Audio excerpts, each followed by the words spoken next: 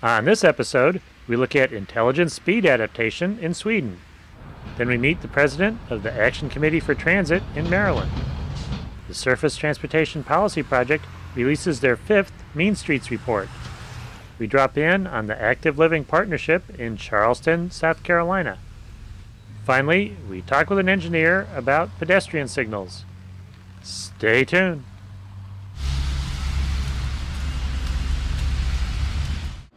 We're in Malmö, Sweden, talking with Agneta Stoll from Lund University.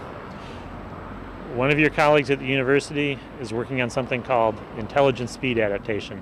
What is that? That is actually, there's been a lot of trials going on in Sweden for the last 3 or 4 years, and a huge amount of money has been put into trials. And intelligent speed adaptation is that when you're driving, you get notice in the car that you're driving too fast. When you come to the speed limit and you drive faster, you can either be warned as a driver by a continuous high beep in the car or by a resistance in the gas pedal. That means that you actually cannot drive faster than the speed limit is in the area. And how have drivers' behavior changed as a result of having this installed in their car? It was interesting to find out that when drivers were asked to participate in these trials, it was about 4,000 drivers in 4 different cities in the country, and there was a little bit of resistance among the drivers to participate. But once they started to drive with these systems, they get very interested in it, and they were very positive to the system. And that was a surprise to everybody. So it's a majority that wants to continue with the systems. What's the next step for intelligent speed adaptation? Where does it go from here? Today, the National Road Administration are working very hard with the car industry to actually work harder in producing these products and put them into the cars from the beginning. And it's starting up to getting a better interest from the car industry, specifically from Volvo and Saab in Sweden.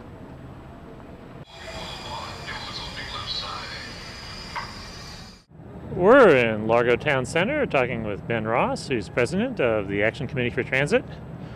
What is the Action Committee? We're a citizens group in Montgomery County that has almost 1,000 members supporting more and better public transit. What's been going on here this morning?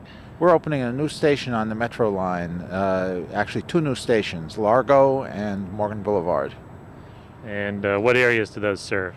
They serve Prince George's County in the Maryland suburbs of Washington, D.C. Now, what's significant about these stations?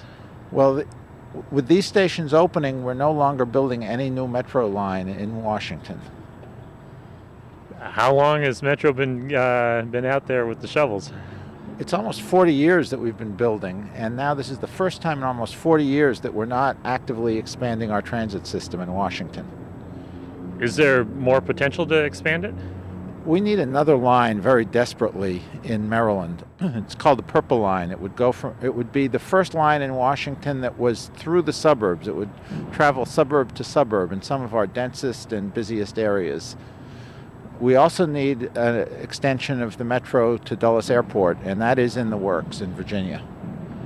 And the Purple Line in Maryland, for those familiar with the Washington area, what suburbs would it connect?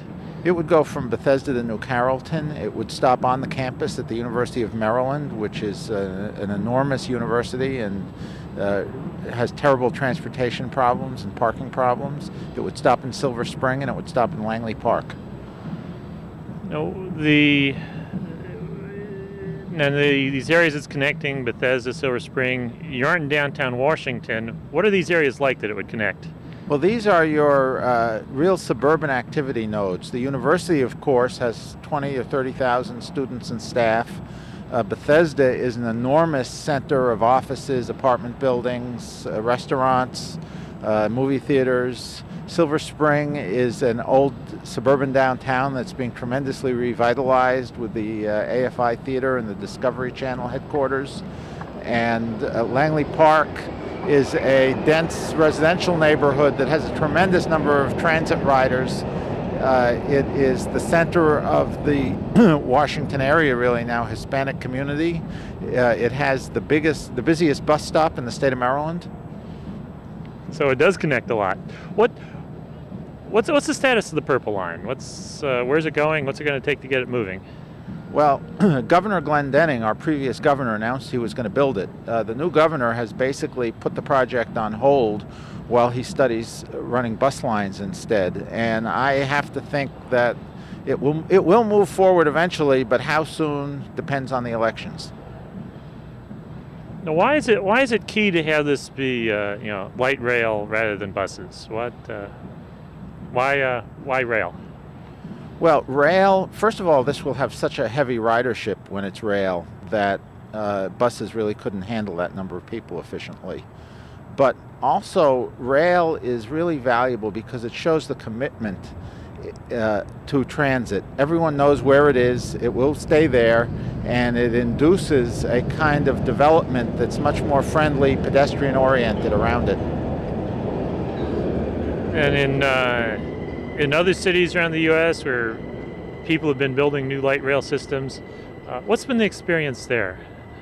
Well, light rail has, in the last 20 years, been a tremendous success all over the United States. Sacramento, California, Portland, Oregon, now Dallas, Texas, Salt Lake City. All of these cities that were always thought of as being purely auto-oriented have built light rail systems and have had tremendous success with them.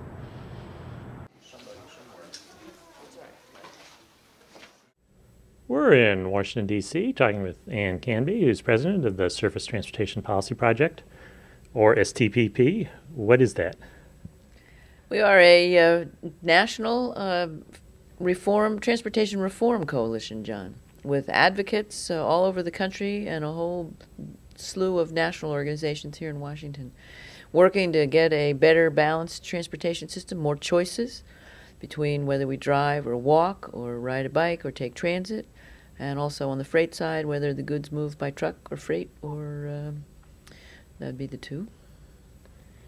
And you've done a series of reports over the years called Mean Streets. I guess you just did your fifth one. How'd that all get started? What was the first one about? Well, the reports got started because it was pretty clear that walking was not, and still in my view is not, taken seriously as a mode of transportation. And so we were looking for a way to highlight the pedestrian issues, or issues that pedestrians face as they try and walk from one place to another. And so we came up with the idea of Mean Streets and highlighting the pedestrian safety issue for walking, because we think that keeps people from wanting to do it.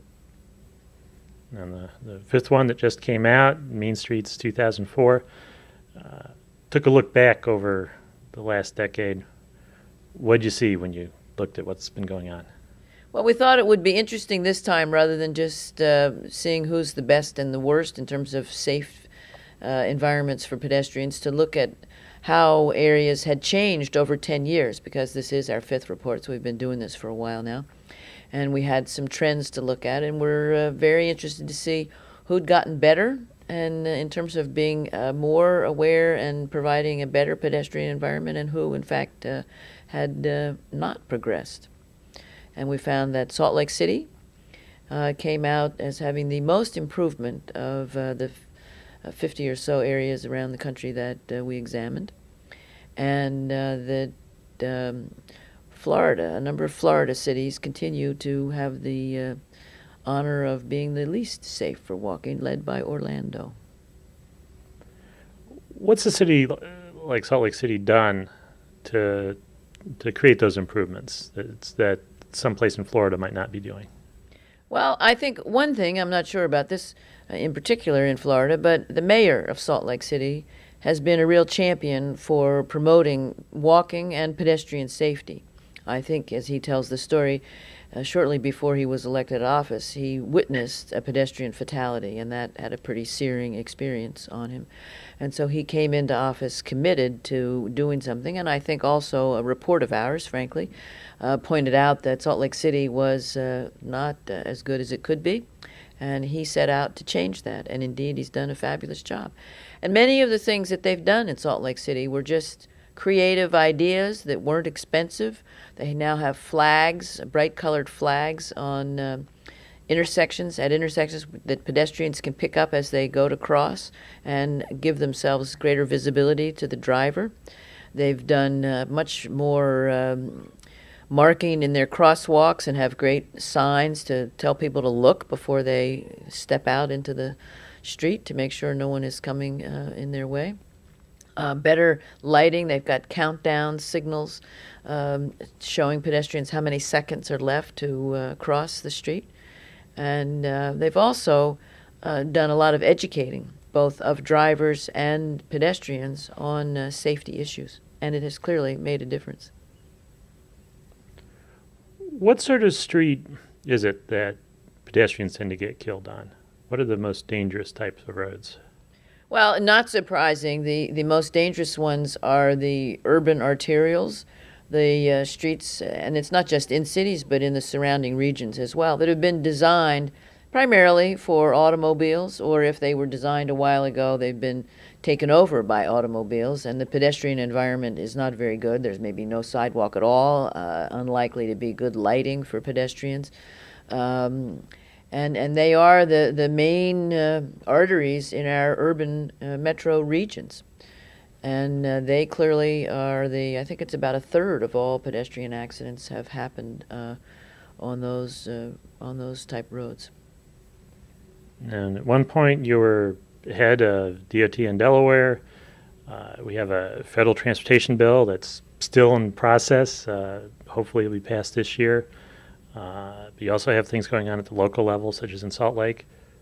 What are the roles of the three levels of government in creating a good pedestrian environment? Well, I think the federal government clearly needs to set the tone and create the opportunities and provide funding for pedestrian activity and walking. They also need to collect better data so that we have an idea just who's walking where and how much and whatnot. The data on pedestrians is nowhere near as robust as it is for automobile travel, and I think one of the reasons clearly is that the transportation community has not tended to view walking as a real mode of transportation. They see it more as recreation. But when you consider the fact that somewhere on the order of about a quarter of all trips are 1 mile or less, many of those could be walking trips, and most of them today are not. And that could change the congestion levels in a lot of intersections, I believe. So that's the federal level, creating the environment and the opportunity. At the state level, making sure their design guidelines encompass pedestrian needs as well as bicyclists and transit, along with the motor vehicle. But it's designing in a more complex environment today because they have very different needs. And things, not just the road design manual, but also the traffic signals and the timing for them. That's usually set in manuals, and they need to allow enough time for people to get across the street safely. And it's even more important now when you consider that in the next 20 years or so, almost 20% of America's population is going to be 65 or older. And as we get older, and I'm one of those people, we're going to take longer to get across the street. And I don't want to get stuck out in the middle of some lane with somebody waiting to take off when the light turns green. Thank you. And then at the local level, the important thing is to design land uses so that they support pedestrian trips. You can't have all your shopping venues clustered over in one area and all the housing off somewhere else, which mandates an automobile trip just about. I mean, there's no way I could walk from my house to many of the shopping places that I have to go to. Luckily, I do live in a place where I can walk to many of the things I need. But organizing physically so that walking becomes a more of a choice than it is today. So the land use issues are as important as the road design issues in changing the pattern that we've had in place for some time now. Why is all this important? Why do we care whether or not people can walk to destinations? Well, from the transportation system standpoint, having choices is very important. And then there are a number of external reasons why, whether it's our health, our environment, our energy use, our equity or economy, and the costs of transportation, all would suggest that having choices, one of them being walking, is a good idea. Health, because we don't get enough exercise. And why not build it into our daily routines so that walking is just part of what we do? Walk to work, walk to shop, walk to go to a movie or whatever, out to dinner. Walking reduces the amount of energy we consume, so less dependent on oil. Walking can also improve our environment because the more trips we're able to take out of the car, presumably the less roadway we need to build. And that protects a whole lot of things, from wildlife to air, water quality, etc. Equity and economy. Driving a car is very expensive, so we want, and we think people want, because they tell us in survey after survey after survey, that they want to be able to walk more, and because it saves them money. Owning a car is very expensive. And also, walking to transit is important, because 85% of all transit trips, the passenger arrives at the stop or the station by walking. So creating these connections is also a very important reason. We're in Charleston, South Carolina, talking with Dan Hatley, who's Planning Director with the BCD COG. What do all those letters stand for?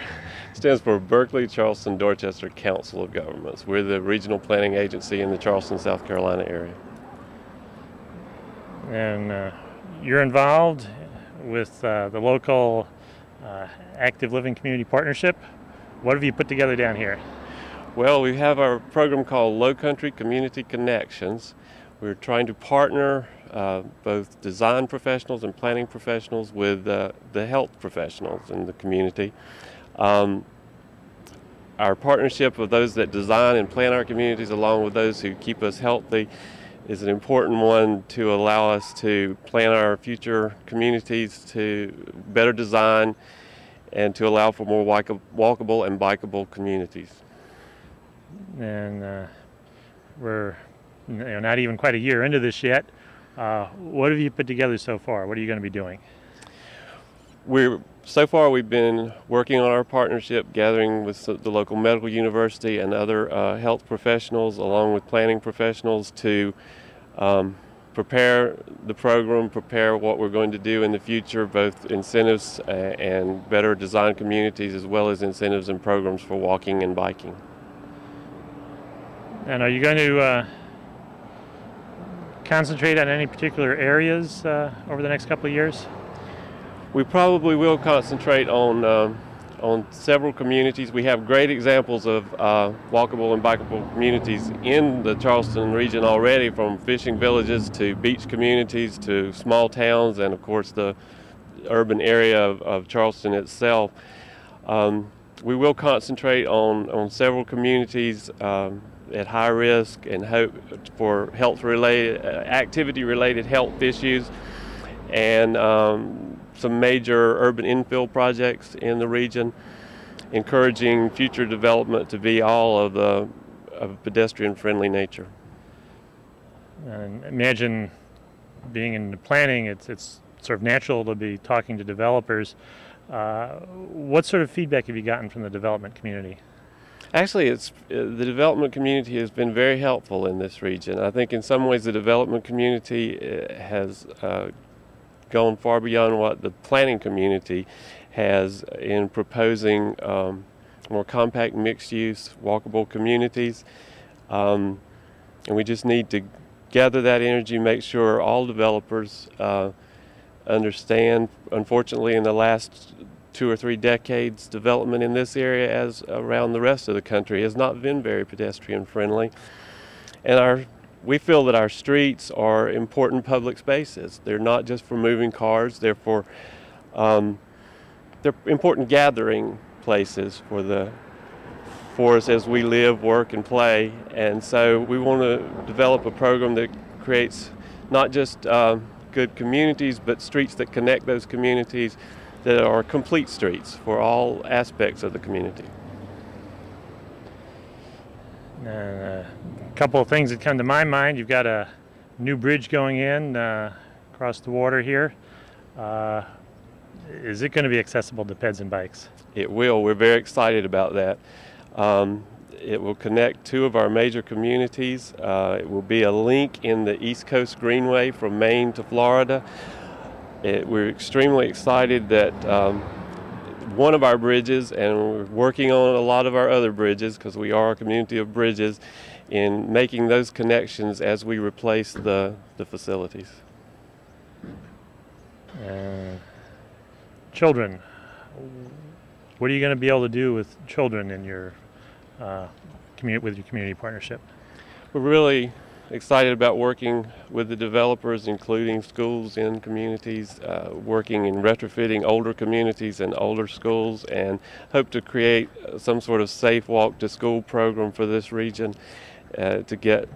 Unfortunately, a lot of the children today don't get the benefits that we had 20 or 30 years ago of being able to walk to school and walk to recreational facilities, so we hope to rectify that. If I come back here after the end of the 5-year grant from Robert Wood Johnson, what would you hope that I'd see that's different from before you started?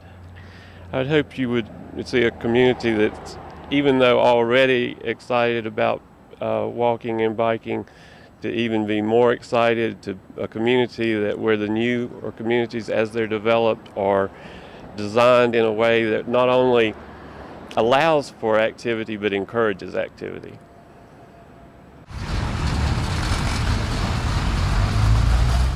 We're in Seattle talking with Tom Bertulis, who has experience as a traffic engineer with a knowledge of signal timing.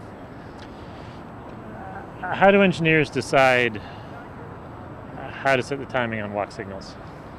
Well, typically it starts with the walk signal, 4 to 7 seconds for the little white pedestrian, and then there's what's called the pedestrian clearance phase, which generally is timed at 4 feet per second.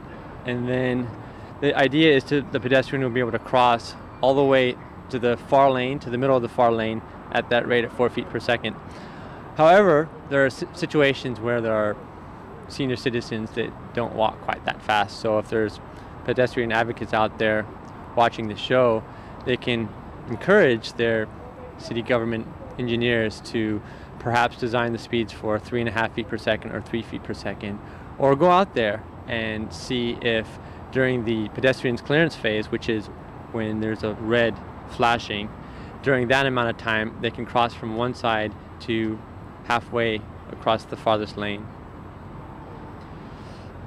A lot of people think they have to finish crossing during the walk phase, but that's not the case.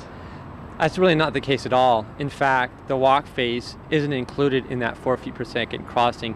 A lot of it is used for perception reaction time. There's generally between 2.5, 3 seconds of just reacting to the signal, and that's why it's a minimum of 4 seconds for the white pedestrian to 7 seconds. There's a signal just a block away here that we just timed it at 10 to 11 seconds.